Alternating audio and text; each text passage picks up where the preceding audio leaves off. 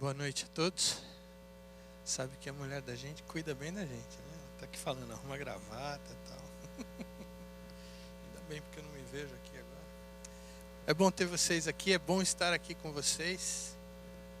Quarta-feira tem sido uma bênção pra gente lá em casa. Eu sinto dizer que eu nunca fui muito de quarta-feira no culto. Meu pai deve estar assistindo ali. E ele insistia comigo para ir no domingo à noite na igreja da Alvorada. Eu era pequeno e eu ficava com sono danado. Criança já viu, né? Quarta-feira ele insistia um pouco, às vezes, mas não era sempre não, porque era durante a semana sempre agitado. Mas eu aprendi a vir na igreja na quarta-feira e olha, eu descobri uma bênção maravilhosa que é vir aqui. É gostoso nós nos ajoelharmos e orarmos com os irmãos. É gostoso nós compartilharmos problemas, dificuldades que nós temos, pedimos para os outros orar por nós e vice-versa. É bom ouvir alguém falar o nosso nome, não é? Dentro de uma oração, é muito bom. Eu acho que esse é um dos propósitos da oração em conjunto, é para a gente ouvir que o nosso nome está sendo levado para Deus, não só por nós mesmos, mas por mais alguém. Bom, propósito hoje, o título do sermão que eu vou fazer para vocês é o que somos e o que queremos ser. E uma descritivazinha seria o seguinte: características pela qual o discípulo de Cristo é reconhecido. Eu tenho a impressão que nós todos queremos ser discípulos de Cristo. Nós todos temos participado, estamos aqui porque nós queremos conhecê-lo melhor, queremos ser usados por Ele. Agora, para isso, existem alguns propósitos. Qual o propósito de buscarmos um relacionamento com Deus? Quero ser discípulo. Queremos ser identificados como seus discípulos?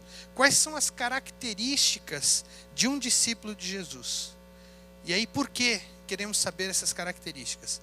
Para que o mundo nos reconheça como seus discípulos. Bom, por que nós queremos ser reconhecidos como discípulos de Jesus? Eu poderia propor aqui, primeiro, que é bonito. Dentro do ambiente onde você está, o Itanel é um discípulo de Jesus, olha que legal. Outra coisa, esse eu estou pensando no lado do eu, porque o Itanel está pensando que alguém está falando ou pensando isso dele.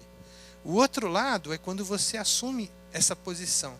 Qual é a finalidade de nós existirmos nesse planeta? Por que nós fomos colocados aqui? Será que é só para passar aí os nossos 60, 70, 80, antigamente eu falava 40 anos, agora eu já falo 60, 70. Será que é só para isso? É só para ficar esse tempo aqui, sofrer, ganhar dinheiro, ser feliz, chorar? Será que é para isso? Só não, tem um propósito. Todas as pessoas que já nasceram nesse planeta têm um propósito. Todas as pessoas nasceram para ser discípulos de Jesus. Tá? Agora, claro que nem todo mundo quer. Agora, quem quer? Como que nós vamos saber que você pode realmente ser um discípulo de Jesus? Bom, numa certa noite, a noite da ceia, a noite lá no cenáculo, Jesus disse algo para os discípulos, além de muitas outras instruções, mas ele disse uma coisa que tocou o coração deles e toca o nosso coração hoje, e eu gostaria de conversar sobre isso. Eu vou ler só a primeira parte do verso, eu não vou ler o verso inteiro, mas depois a gente vai olhar juntos. Mas o começo do verso diz assim: nisto conhecerão todos que sois meus discípulos. Para quem sabe decor, não repete, por favor. Se não, quiser repetir, também não tem problema. Bom, mas agora ele falou, nisso todos conhecerão que sois meus discípulos. Eu vou comentar com vocês aqui 3 condições porque que ele não disse, ele não as usou para dizer que são condições para que sejamos seus discípulos.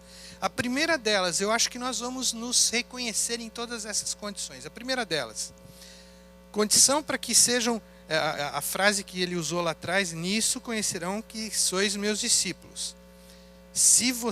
A condição é a seguinte, espera um pouquinho que eu estou usando um programa novo aqui, está me atrapalhando tudo. Ok. Para que todos possam saber que sois meus discípulos. Vamos lá. Primeira condição. Se você guardar o sábado como ordenado. Bom, Jesus estava falando ali para umas pessoas que guardavam o sábado desde que nasceram, iam guardar o sábado a vida inteira, até morrer eles eram guardadores de sábado.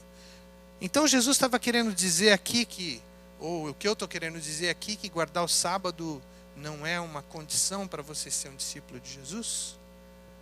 Guardar o sábado faz parte de nós participarmos do plano de Deus aqui no mundo, mas não é uma condição para sermos discípulos. Não é porque nós guardamos sábado que as pessoas vão nos reconhecer como discípulos.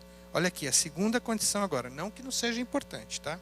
Segunda condição, que a sua esperança esteja na minha segunda vinda. Jesus não falou isso. Não é porque nós esperamos que a segunda vinda de Jesus está para acontecer que nós somos discípulos deles. Não é porque as pessoas sabem que nós somos pessoas que estão aguardando que eles vão reconhecer que nós somos discípulos de Jesus. Tá bom?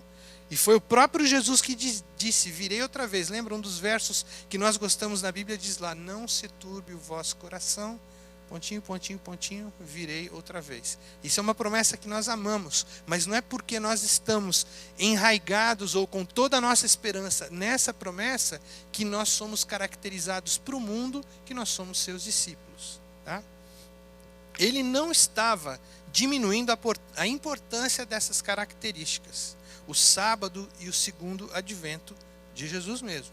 Mas essas não são características pelas quais somos conhecidos como seus discípulos. Aliás, essas duas características estão implícitas no nome da nossa religião. Adventistas, que estão aguardando o retorno de Jesus, que eu acabei de falar aqui, do sétimo dia, guardadores do sábado. Mas não é por isso que nós somos conhecidos pelo mundo como seus discípulos. A terceira condição aqui que ele não usou ali naquele momento tem a ver com uma doutrina que a nossa igreja especificamente conhece bem ou usa bem e aplica a ela mesma, que é a doutrina do santuário. Ou até mesmo, Jesus não mencionou as nossas 28 doutrinas naquele momento. Ou seja, não é porque você entende, aceita a doutrina do santuário, não é porque você entende, aceita as 28 doutrinas da Igreja Adventista do Sétimo Dia, que você seja conhecido pelos outros ou reconhecido como um discípulo de Jesus. E ele fala, nisso conhecerão todos que sois meus discípulos. No que foi que ele falou? Moisés está ali pensando, eu acho que ele já acertou. A verdade que ele colocou para os seus discípulos no cenáculo como uma marca inquestionável, indiscutível, impossível de confundi-las com estas que acabamos de ver, ele as apresenta para nós hoje de forma tão clara, impossível de ser mal compreendida. A mesma mensagem que ele colocou para os discípulos e que foi clara para eles, ela é clara para nós hoje, do mesmo jeito, 2000 anos depois praticamente. Ele declara como sendo a marca que identifica sua verdadeira igreja na terra. Veja essa leitura desse verso numa versão específica para hoje aqui que nós estamos. Por isso, todos, vermelhos e amarelos, negros e brancos, ricos e pobres, educados e iletrados, países desenvolvidos e países em desenvolvimento, todos saberão que vocês são meus discípulos.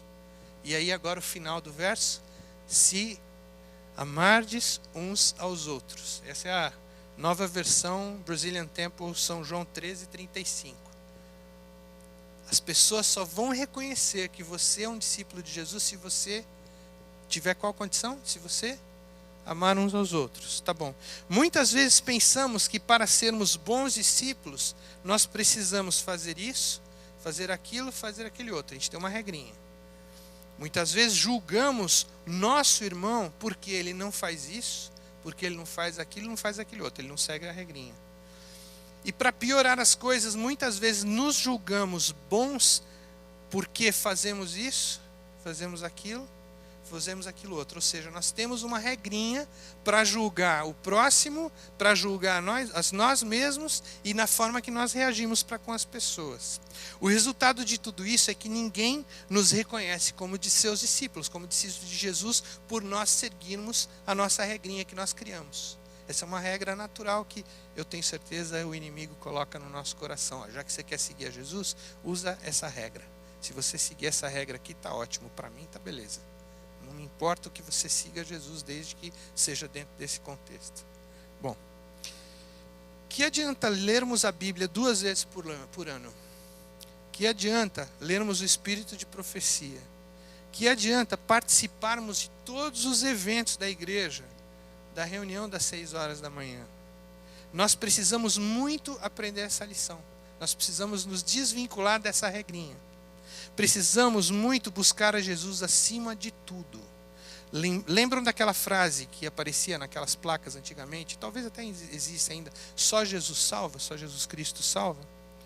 Na realidade, é só com Jesus Cristo em nós que seremos conhecidos como seus discípulos. Só através da atuação dele na nossa vida. Eu hoje oro para que Deus nos abençoe a reconhecermos que nossos atos de busca pelo Espírito Santo só surtirá efeito em nós se Jesus estiver em nós. Como buscá-lo? Eu coloquei aqui uma palavra, eu até coloquei entre aspas, porque talvez precise de explicação, mas como buscá-lo? Esta é uma aventura na qual estamos todos participando. É uma aventura. O que é uma aventura? Vamos lá, alguém fala o que é uma aventura? Coisa interessante, é uma coisa diferente, um desafio. Aventura normalmente é uma coisa que vai além do nosso dia a dia, vai além do corriqueiro da nossa vida. A gente de repente participa de uma aventura sem nunca ter planejado participar daquela aventura. Às vezes eu lembro quando eu morava lá em São Paulo, só de eu dirigir para o Capão Redondo era uma aventura.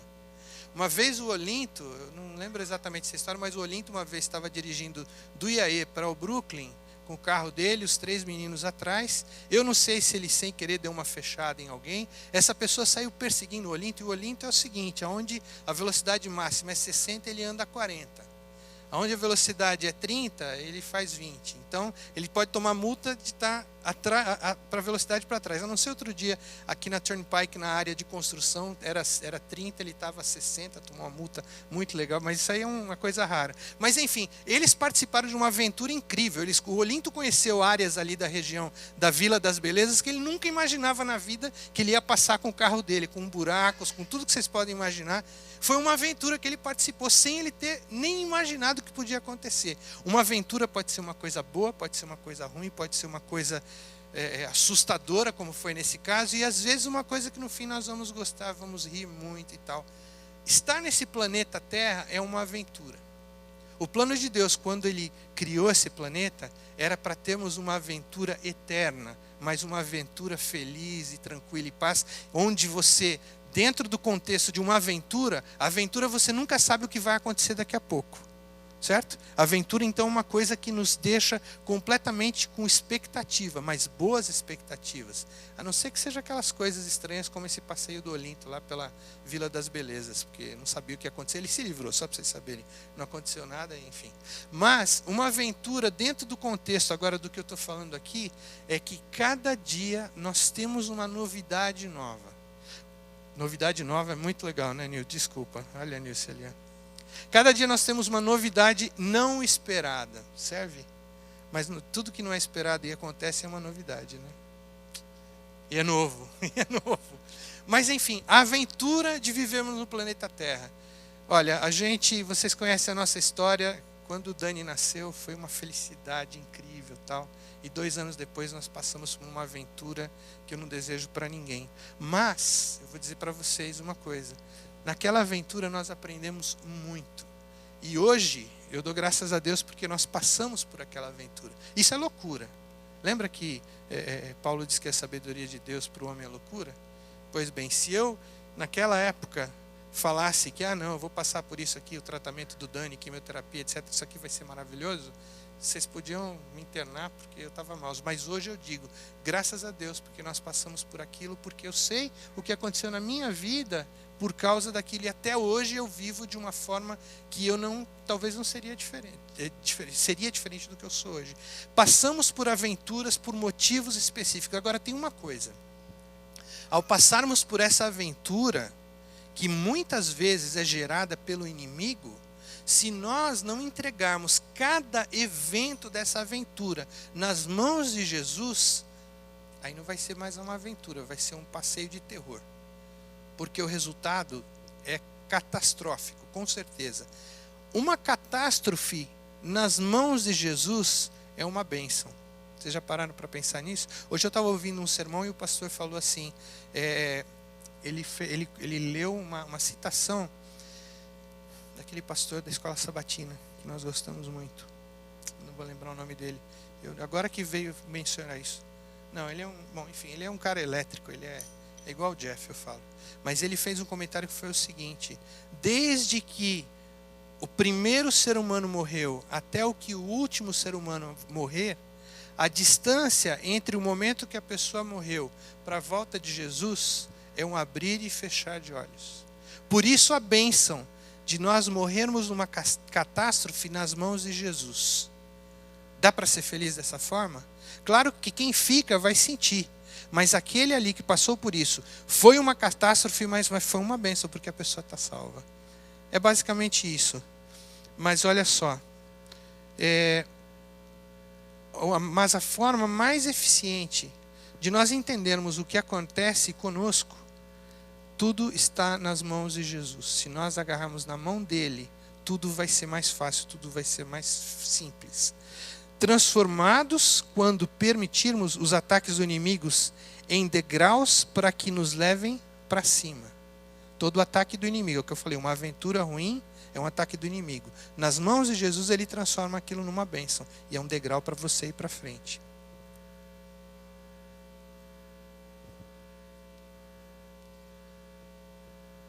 Amém.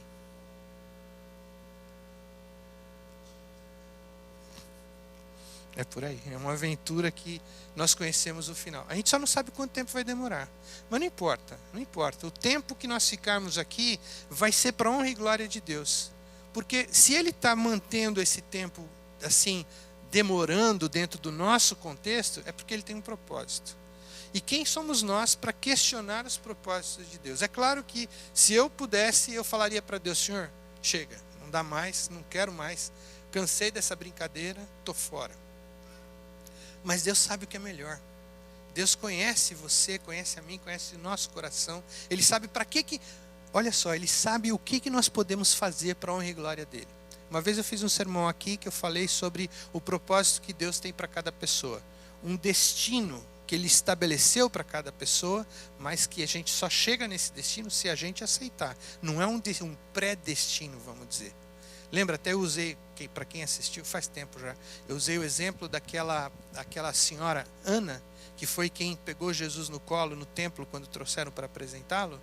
Aquela mulher teve um propósito na vida dela, durou 4 minutos, 5 minutos, talvez, quando ela tinha já 80 anos, ou sei lá. Ela entrou na história bíblica, saiu fora da história bíblica, ela cumpriu o papel dela, ela teve a bênção, a oportunidade, o prazer, o privilégio de apresentar Jesus para as pessoas que estavam ali, porque Deus revelou para ela: esse é o Messias, e ela apresentou. E tantos outros nós podemos ver, pessoas que aceitaram a tarefa que Deus deu para eles. Nós podemos aceitar a tarefa que Deus deu para nós. Eu não conheço qual a tarefa que Ele me deu, eu nem sei se é uma só. Mas o importante é o seguinte: se nós nos colocarmos na mão dEle, Ele vai transformar tudo, Ele vai ajustar tudo, Ele vai preparar o nosso caminho para nós chegarmos lá. Jesus, olhe para trás, nos momentos mais difíceis que dentro deles não víamos, mas hoje podemos ver, Jesus estava lá diretamente ou através de amigos ou parentes. Jesus quer que todos sejamos felizes. Vocês têm dúvida disso? Você é feliz? Totalmente o tempo todo? Maravilha. Olha só, Jesus quer que todos sejamos felizes. Não quer dizer que será felicidade plena aqui. Porque se tivesse felicidade plena aqui, para que ir para o céu? Felicidade plena não é aqui. Nem mesmo Ele, que era perfeito, foi totalmente feliz aqui na terra. Quantos momentos terríveis, e aliás o finalzinho ali, antes da morte dele. Afinal, quem está feliz num campo de batalha? Nós estamos numa guerra. Quem que é feliz?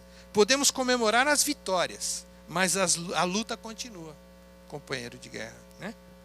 Vejam só o que diz Hebreus 10, 35 a 39. Se você puder acompanhar comigo, é muito gostoso essa leitura aqui. Hebreus 10, 35 a 39. Ali diz o seguinte: Não lanceis fora, pois, a vossa confiança, que tem uma grande recompensa. Porque necessitais de perseverança, para que, depois de haver desfeito a vontade de Deus, alcanceis a promessa. Vou parar só um minutinho aqui. Vocês já leram, já ouviram o ensinamento de que no céu haverão algumas pessoas dos salvos que terão em volta da sua roupa uma marca vermelha, né? Vocês sabem disso. Vocês gostariam, já pensaram, se vocês estivessem naquela época lá, se vocês aceitariam fazer parte daquilo ali? Eu fico pensando comigo mesmo, eu gostaria de pensar que se eu estivesse lá, eu seria daqueles que ia morrer, que iria morrer. E eu espero que, se por um acaso for necessário que a minha vida seja tomada para a honra e glória de Deus, eu oro para que no momento que isso aconteça, eu esteja preparado para dizer: pode vir, tá? Pode vir. Então é isso aí. Porque necessitais de perseverança, para que, depois de haver desfeito a vontade de Deus, alcanceis a promessa. Não importa qual seja a vontade de Deus. Lembra que a vontade de Deus é para um contexto muito diferente do que é aplicado especificamente para você. Você pode ser um instrumento dele. E se você for, isso é uma bênção para você. O ser humano, isso é loucura. Por isso que Paulo falou aquilo. A sabedoria de Deus é loucura. Porque para o ser humano normal falar o que eu estou falando aqui, é loucura. Você fala: que isso, Itanel? Você está maluco? Eu quero ter uma vida boa aqui na terra. Sinceramente, uma vida boa aqui na terra, longe de Jesus, não vale nada. Pelo contrário, qualquer prazer que nós possamos ter nessa terra, sem Jesus, só serve para levar-nos para a perdição. Agora, o prazer que nós vamos ter no céu é muito maior do que qualquer coisa que nós possamos receber aqui. Verso 37, agora é o verso que eu gosto mais aqui. Pois ainda em bem pouco tempo, existe uma outra tradução que fala, um poucochinho. Lembra dessa frase? Um poucochinho. Aquele que há de vir, virá e não tardará. Mas, verso 38, mas o meu justo viverá da fé, e se ele recuar, a minha alma não tem prazer nele. 39, nós, porém, não somos daqueles que recuam para a perdição, mas daqueles que creem para a conversão da alma. Não parece um soldado falando? É isso que Jesus está chamando a gente, amigos. Ele está chamando a gente para lutar, para ir à batalha. E o que é essa luta? A gente pode falar de tantas formas diferentes, mas nós vivemos diariamente, constantemente, tendo que tomar decisões. As decisões, elas podem ser grandes, que casa eu vou comprar, ou eu vou comprar casa, ou eu vou viajar, ou pode ser decisões pequenininhas. Puxa vida, mas aquele Moisés ele me fez isso. Decisão pequena agora com o irmão. Com o irmão. Se o irmão lembra que Jesus falou? Se baterem no teu rosto do lado de cá, o que você vai fazer? Vira o outro. E eu já ouvi aquela história. Eu virei os dois lados, não tem mais lado agora. Não é assim. Nós todos temos limites. E não é para termos limites. Se você quer ser um discípulo de Jesus, não existe limite para você. Vocês lembram o que aconteceu com o Tiago? Foi logo o primeiro ali dos discípulos. Discípulo mesmo, andou com Jesus todo aquele tempo. Foi o primeiro, eu não sei quanto tempo ele trabalhou, eu acho que foi pouquinho. Mas houve um propósito para aquilo ali. E ele se entregou, ele falou: Jesus, eu estou aqui. E no entanto, Jesus livrou Pedro. Enfim, que tal pedirmos a Jesus para nos ajudar a nos mantermos tão próximo dele, que passemos a ter as suas reações perante qualquer situação? Você já parou para pensar nisso? Eu sei que na hora que a cabeça está quente, a gente não consegue parar e pensar como Jesus reagiria no meu lugar nesse momento. E eu tenho a impressão que o trabalho que nós precisamos fazer é buscar Jesus de tal forma que ele fique por tanto tempo na nossa mente, que nesse momento a reação que surge não é a nossa reação normal, mas é a reação que ele provoca em nós. Ele pega e dá uma mudada naquela reação natural nossa e transforma na reação dele. Por isso que nós precisamos estar constantemente próximos a ele. Se a gente ficar um pouquinho mais longe, o que vai acontecer? Não tem jeito. Seja com amigos, uma situação complicada, com o cônjuge, seja com os filhos, com os irmãos da igreja ou qualquer outra pessoa que possa passar no nosso caminho, que nós tenhamos o relacionamento tão próximo de Jesus que a nossa reação será a mesma que ele. Alguma vez você já pensou como Jesus reagiria agora com o meu filho que não está aceitando a minha opinião? Você tem filho pequeno ainda, vocês não sabem o que é isso. O dia que o filho tiver a condição de tomar suas próprias decisões, eu digo por experiência própria, a coisa mais difícil é a gente não falar o que a gente está querendo falar e pedir para Jesus o que eu devo falar. Essa é a coisa mais difícil que existe. Eu não cheguei lá ainda, estou chegando devagarzinho. Olha, que Deus abençoe a todos vocês, que vocês aceitem o Espírito Santo falando no coração de vocês. Faça assim, não faça assim. Seja fiel. Busque a Jesus, Ele vai completar isso tudo dentro de você. Tá bom? Que Deus abençoe a todos. Vamos levantar para uma oração?